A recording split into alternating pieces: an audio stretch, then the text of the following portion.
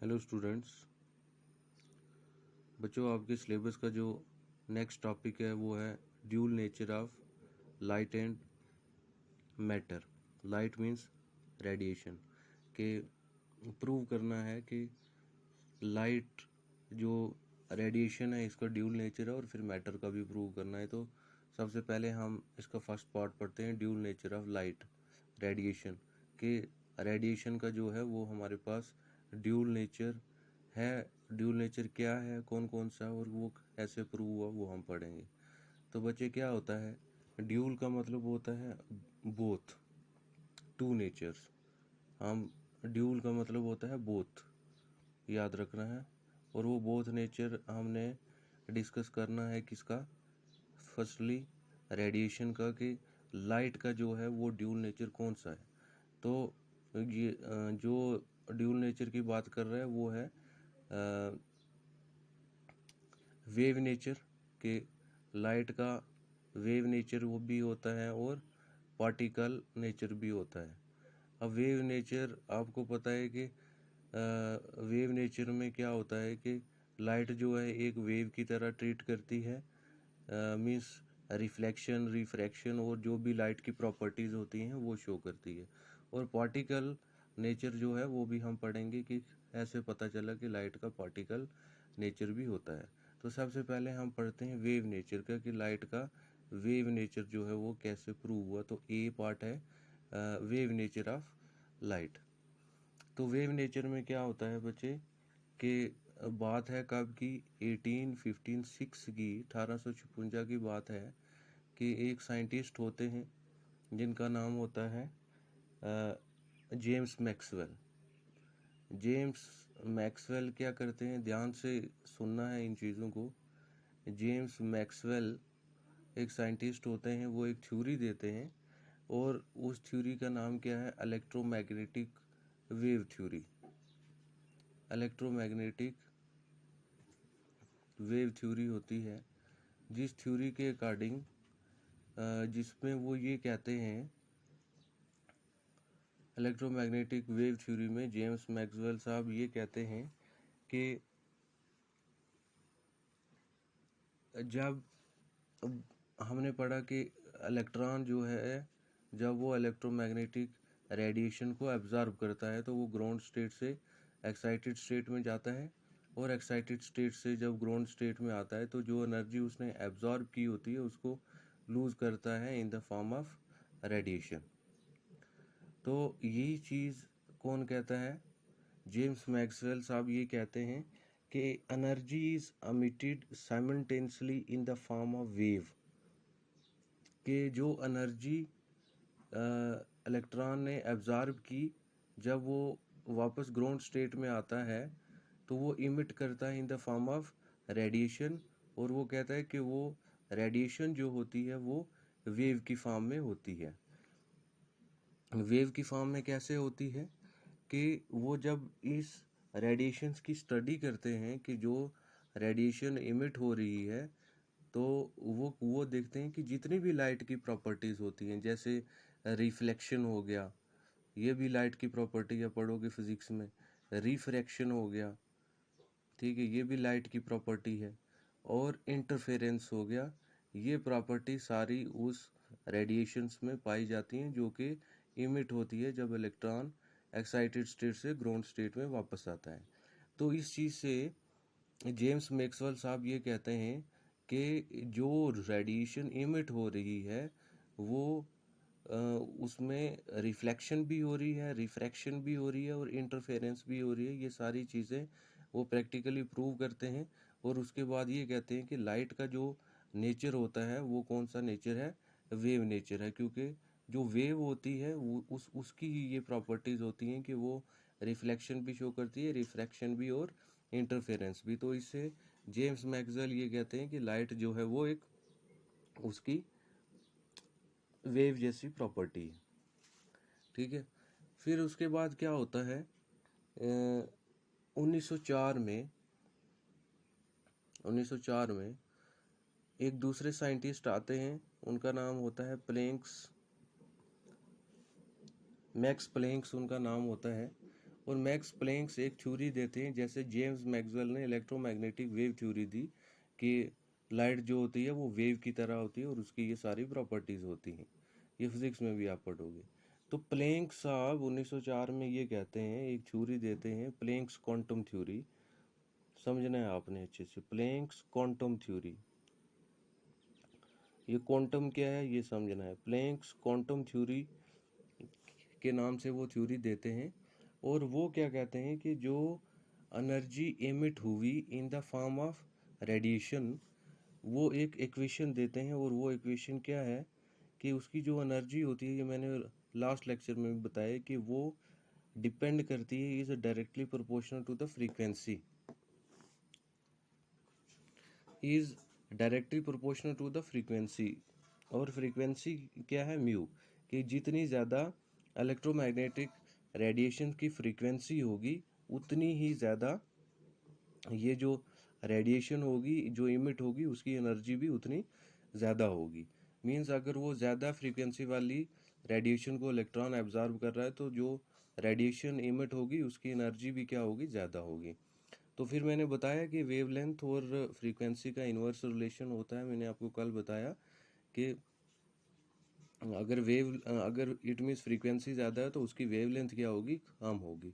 तो कम वेवलेंथ वाली electromagnetic radiation को अगर एब्जॉर्ब करेगा तो जो इमिट होगी रेडिएशन उसकी एनर्जी जो है वो ज़्यादा होगी, लेकिन फ्रीक्वेंसी ज़्यादा होनी चाहिए और वेवलेंथ क्या होनी चाहिए, कम होनी चाहिए। फिर मैक्सवेल क्या कहते हैं कि वो कहते हैं कि जब इसको कांस्टेंट को हम हटाते हैं तो एच लगाया उन्होंने अपने नाम से, where h is the Planck's constant के नाम से उन्होंने कहा। अब वो क्या कहते हैं कि जो रेडिएंट एनर्जी है, ये जो एनर्जी एमिट हो रही है, ये प्लैंक साहब कहते हैं कि जो रेडिएशन एमिट हो रही है उसकी एक फिक्स्ड एनर्जी होती है, उसकी एक फिक्स्ड एनर्जी होती है, और उस एनर्जी को उन्होंने नाम दिया क्वांटा। उस एनर्जी को नाम क्या दिया, क्वांटा। और क्वांटा का मतलब क्या होता है, क्वांटाइज्ड, की फिक्स्ड एनर्जी है उसकी, ठीक है। तो इस बेस पे उन्होंने अपनी थ्योरी का नाम भी क्या रखा था, प्लैंक्स क्वांटम थ्योरी। कि जो, या मैं फिर से रिपीट कर रहा हूँ कि जो एनर्जी इमिट हो रही है वो एनर्जी जो है वो फिक्स्ड है उस रेडिएशन की, और उन्होंने क्या कहा कि वो एनर्जी को उन्होंने एक नाम दिया और उसको क्या कहा, क्वांटा। और क्वांटा का मीनिंग क्या हुआ कि उन्होंने कहा कि जो लाइट है, जो लाइट इमिट हो रही है, जो रेडिएशन इमिट हो रही है, वो बंडल्स ऑफ एनर्जी से बनी हुई है। क्वांटा ऑफ एनर्जी से बनी हुई है, मींस बंडल ऑफ एनर्जी से बनी हुई है, जिसका नाम उन्होंने क्या कहा, फोटॉन कहा।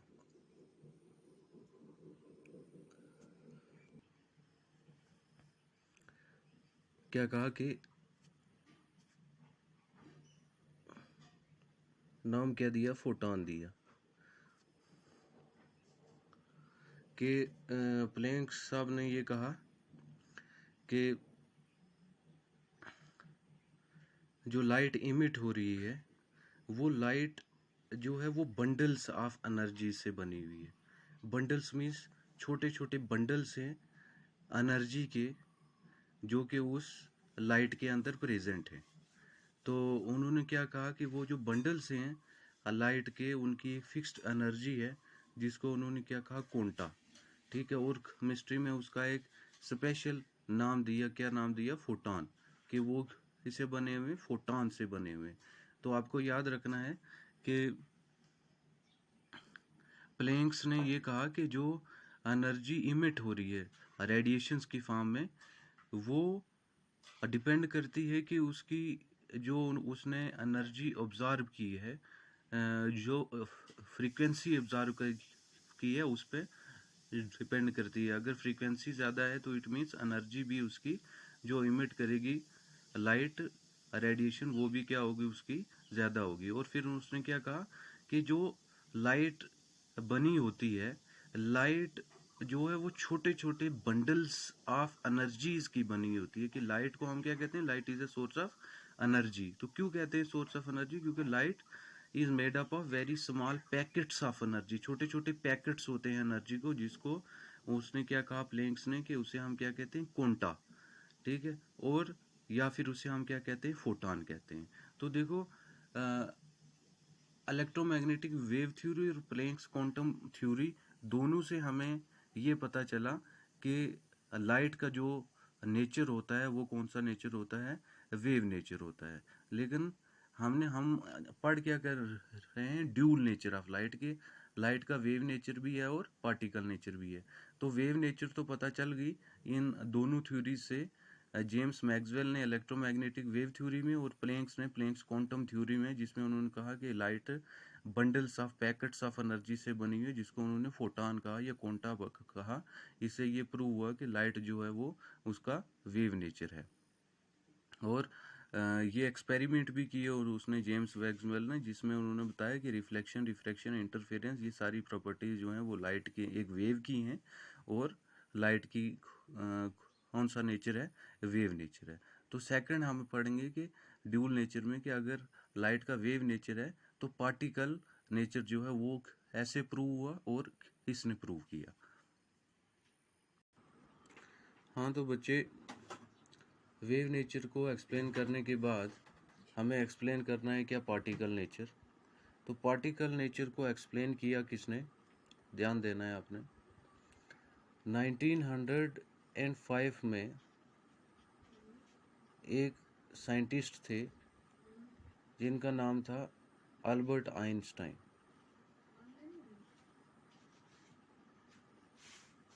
अल्बर्ट आइंस्टाइन ने क्या किया कि एक प्रोसेस की स्टडी की, और उस प्रोसेस से ये पता चला कि लाइट का जो नेचर है वो पार्टिकल नेचर भी है। उस प्रोसेस का नाम क्या था, फोटो इलेक्ट्रिक इफेक्ट। समझ रहे हैं आपने ये इस प्रोसेस को, photo electric effect, photo electric effect. तो अल्बर्ट आइंस्टाइन ने क्या कहा कि एक प्रोसेस होता है फोटो इलेक्ट्रिक इफेक्ट, कि जिससे ये प्रूव हुआ कि लाइट का जो नेचर है वो पार्टिकल नेचर है। तो वो फोटो इलेक्ट्रिक इफेक्ट क्या था, समझना है आपने। अल्बर्ट आइंस्टाइन साहब क्या करते हैं कि एक मेटल की शीट लेते हैं। अब आपको पता है कि हर एक मेटल, नॉन मेटल, कोई भी चीज़ है वो एटम से बनी होती है, और एटम के अंदर क्या होते हैं, इलेक्ट्रॉन होते हैं। वो क्या करते हैं कि इसमें हाई फ्रीक्वेंसी इंसिडेंट रेडिएशन को फॉल करते हैं। एच म्यू में लिख रहा हूँ कि इंसिडेंट फोटॉन इसके ऊपर आके पड़ रहा है, इंसिडेंट फोटॉन। अब फोटॉन आप समझ गए हो, मैं हर जगह फोटॉन यूज़ करूँगा। फोटॉन क्या है, फोटॉन हम लाइट को कहते हैं। मीन्स क्यों कहते हैं, क्योंकि light is made up of bundles और packets of energy, that is known as photon. Albert Einstein क्या करते हैं कि जब इसके ऊपर इंसिडेंट फोटॉन डालते हैं तो यहाँ पे इसके ऊपर एक जो है वो माइक्रोस्कोप लगा देते हैं, एक माइक्रोस्कोप लगा देते हैं। तो वो क्या देखते हैं कि यूं ही लाइट पड़ती है, तो लाइट पड़ने के बाद जहाँ पे ये लाइट पड़ती है, जिस स्पॉट पे ये लाइट पड़ती है, वहाँ से इलेक्ट्रॉन जो है वो इजेक्ट होके बाहर जा रहा होता है। इलेक्ट्रॉन जो है वो इजेक्ट आउट हो जाता है, बाहर इलेक्ट्रॉन निकल जाता है। तो ये इलेक्ट्रॉन जो बाहर निकल रहा होता है वो इस माइक्रोस्कोप के अंदर इसको देख लेता है। कौन, अल्बर्ट आइंस्टाइन। तो वो इस प्रोसेस का नाम क्या देते हैं, फोटो इलेक्ट्रिक इफेक्ट। कि फोटो इलेक्ट्रिक इफेक्ट का मतलब क्या हुआ कि ये एक ऐसा प्रोसेस है, एक ऐसा इफेक्ट है कि जहाँ पे हम जो इंसिडेंट फोटॉन पड़ता है आके, रेडिएशन पड़ती है आके, जहाँ पे वो पड़ती है तो वहाँ पे जो इलेक्ट्रॉन होता है वो इलेक्ट्रॉन यहाँ से इजेक्ट आउट हो जाता है, बाहर चला जाता है, यहाँ से इलेक्ट्रॉन बाहर चला जाता है। तो उन्होंने क्या कहा कि ये इट मीन्स कि इस रेडिएशन के पड़ने से इलेक्ट्रॉन जो है यहाँ से इजेक्ट आउट हो रहा है, बाहर निकल रहा है। तो उन्होंने इस प्रोसेस का नाम क्या दिया, फोटो इलेक्ट्रिक इफेक्ट। के photo means light, photon, and electric means के इलेक्ट्रॉन यहाँ से बाहर जा रहा है, इजेक्ट आउट हो रहा है। The process of ejection out of electron from the metal surface by the incidence of radiation, high frequency radiation के, हाई फ्रीक्वेंसी रेडिएशन के फॉल होने से जब इलेक्ट्रॉन मेटल की सरफेस से एजेक्ट आउट हो जाता है, बाहर चला जाता है, तो उस प्रोसेस को हम क्या कहते हैं, फोटो इलेक्ट्रिक इफेक्ट कहते हैं। और जो इलेक्ट्रॉन बाहर गया, जो इलेक्ट्रॉन इजेक्ट बाहर हुआ, उस इलेक्ट्रॉन को उसने क्या कहा, फोटो, उस इलेक्ट्रॉन को उसने क्या कहा, फोटो इलेक्ट्रॉन, कि ये वो इलेक्ट्रॉन है कि जो एक फोटॉन की वजह से बाहर इजेक्ट आउट हुआ है। तो आप देखो, आइंस्टाइन साहब ये कहते हैं कि इट मीन्स कि जो इंसिडेंट लाइट पड़ रही है आके, उस लाइट के बीच में कोई ना कोई पार्टिकल से, मटेरियल नेचर है इसका, पार्टिकल नेचर है, ठीक है, पार्टिकल नेचर है, जिसकी वजह से ये इलेक्ट्रॉन को यहाँ से बाहर निकाल रही है। अगर मान लो यहाँ इसका नेचर सिर्फ वेव नेचर होता लाइट का, तो सिर्फ लाइट आके पड़ती, ठीक है, और यहाँ से रिफ्लेक्ट हो जाती, ठीक है, या रिफ्रैक्ट हो जाती, मीन्स या बेंडिंग ऑफ लाइट हो जाती, या फिर लाइट आके पड़ के सिर्फ रिफ्लेक्ट हो जाती। लेकिन यहाँ पे क्या हो रहा है कि इलेक्ट्रॉन इजेक्ट आउट हो रहा है, बाहर जा रहा है। मीन्स देखो, ये एक इलेक्ट्रॉन है, ये इंसिडेंट फोटॉन आया इसके ऊपर, ये तो इट मीन्स इसके अंदर इतनी एनर्जी है, इसका पार्टिकल नेचर है कि जिसने इसको स्ट्राइक किया, और स्ट्राइक करने से इलेक्ट्रॉन यहाँ से बाहर निकला। अगर इसका पार्टिकल नेचर नहीं होता तो यूं ही ये इसके ऊपर पड़ती, तो ये यहाँ से वापस आ जाती। लेकिन यहाँ इसके पड़ने से क्या हो रहा है कि ये इजेक्ट आउट हो रहा है, बाहर हो रहा है, मूव कर रहा है। तो मूव कर रहा है, इट मीन्स इस लाइट के अंदर, इस रेडिएशन के अंदर इतनी एनर्जी है, इट मीन्स इसके अंदर कोई ना कोई पार्टिकल है कि जिस पार्टिकल से यहाँ पे आके फोर्स लगती है, और फोर्स लगने से ये इलेक्ट्रॉन जो है वो बाहर चला जाता है। इस प्रोसेस को उसने क्या कहा, फोटो इलेक्ट्रिक इफेक्ट कहा, और जो इलेक्ट्रॉन बाहर गया उसको फोटो इलेक्ट्रॉन कहा। तो आइंस्टाइन साहब ये कहते हैं कि बेसिकली होता क्या है कि इस लाइट के अंदर जो पार्टिकल्स होते हैं, उन पार्टिकल्स के बीच में काइनेटिक एनर्जी होती है। क्या होती है, काइनेटिक एनर्जी होती है। काइनेटिक एनर्जी वो एनर्जी होती है जो किसी भी चीज़ को मूव कराती है, ठीक है। काइनेटिक एनर्जी वो एनर्जी होती है जो किसी भी चीज़ को मूव कराती है, कि मूवमेंट से जो एनर्जी प्रोड्यूस होती है उसको हम काइनेटिक एनर्जी कहते हैं।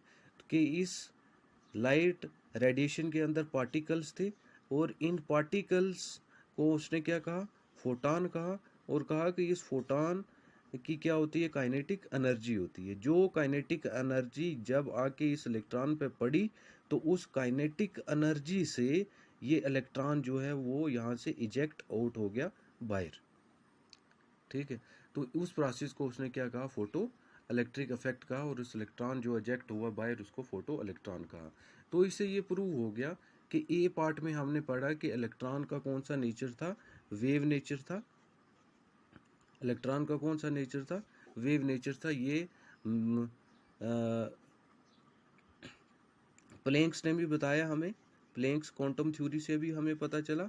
और प्लैंक्स क्वांटम थ्योरी से पहले जो इलेक्ट्रोमैग्नेटिक वेव थ्योरीज थी, उससे भी ये हमें पता चला कि लाइट का जो की प्रॉपर्टीज़ होती हैं वो वेव जैसी होती हैं, उसके अंदर रिफ्लेक्शन होती है, रिफ्रैक्शन होती है, इंटरफेरेंस होती है। ये स्टडी की किसने, इलेक्ट्रोमैग्नेटिक वेव थ्योरी में। और फिर प्लैंक्स क्वांटम थ्योरी भी हमें ये बताती है कि इलेक्ट्रॉन का नेचर जो होता है वो वेव नेचर होता है। लेकिन उसके बाद आइंस्टाइन साहब जब फोटो इलेक्ट्रिक इफेक्ट की स्टडी करते हैं, फोटो इलेक्ट्रिक इफेक्ट को स्टडी करते हैं, और फोटो इलेक्ट्रॉन एजेक्ट होता है, उससे ये पता चल जाता है 1905 में कि लाइट जो है उसके अंदर वेव प्रॉपर्टीज़ तो हैं, लेकिन साथ में उसके अंदर कौन सा नेचर है, पार्टिकल नेचर है, जिसकी वजह से इलेक्ट्रॉन एजेक्ट आउट हुआ, मीन्स फोटो इलेक्ट्रिक इफेक्ट हुआ। तो इससे हमें ये पता चल गया कि लाइट का वेव नेचर भी है और पार्टिकल नेचर भी है। तो जब दोनों नेचर हैं तो इसको हम क्या कहते हैं कि लाइट का कौन सा नेचर है, ड्यूल नेचर है। तो इससे ये प्रूव हो गया कि लाइट का ड्यूल नेचर है, मीन्स पार्टिकल नेचर भी है और वेव नेचर भी है। ये फोटो इलेक्ट्रिक इफेक्ट को आपको अच्छे से समझना है। Thank you. ये हमने photo electric sorry dual nature of radiation की स्टडी की। उसमें हमने पहले वेव नेचर ए में और फिर बी में पार्टिकल नेचर पढ़ा। अब हम इसके बाद पढ़ेंगे ड्यूल नेचर ऑफ मैटर, कि मैटर का पार्टिकल नेचर भी होता है और वेव नेचर भी होता है। अब पार्टिकल नेचर तो मैटर का होता ही होता है, क्योंकि हर एक मैटर जो है वो स्मॉलर पार्टिकल से बना हुआ है। ठीक है, जैसे सॉलिड है, लिक्विड है, गैस है, तो वो पार्टिकल से बना हुआ है, तो वो भी हम पढ़ेंगे। और साथ में ये पढ़ेंगे कि मैटर का वेव नेचर जो है वो कैसे होता है, वो हम दोनों स्टडी करके उसको भी प्रूव करेंगे कि ड्यूल नेचर ऑफ मैटर भी होता है।